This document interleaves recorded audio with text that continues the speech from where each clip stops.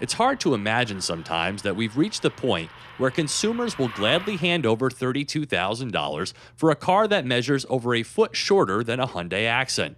But such are the fuel-conscious times in which we live. This week I'm driving the 2009 Mini Cooper S, the turbocharged version of this British-built premium small car. I've driven a number of Minis throughout the years, with and without the turbo, and some with the Hot Rod John Cooper Works kit, and most recently the Clubman. Minis answer to those needing more space. This car was overhauled a couple of years ago, though visual evidence of such is difficult to discern. Mini has adopted Porsche's evolutionary design theory when it comes time to redesign.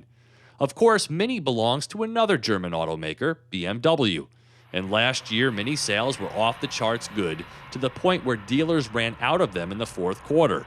And at the time of $4 per gallon gasoline, the Mini Cooper finally took center stage.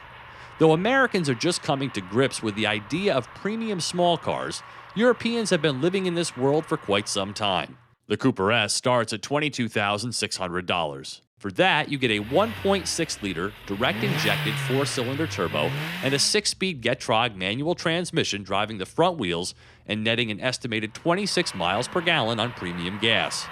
There are also 16-inch alloy wheels and performance tires, and the full array of electronic safety systems and airbags.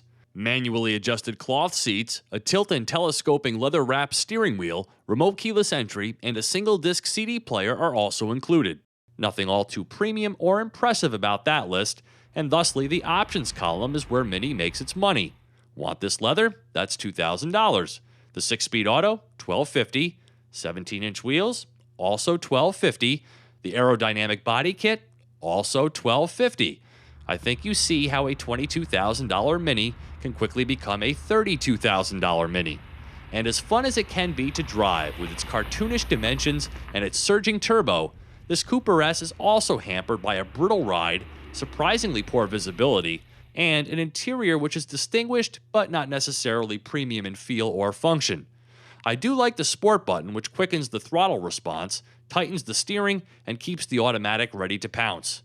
0 to 60 runs happen in a turbo-lagged rush, taking under 7 seconds. But the Sport suspension combined with these low-profile tires make for one bone-shaking ride.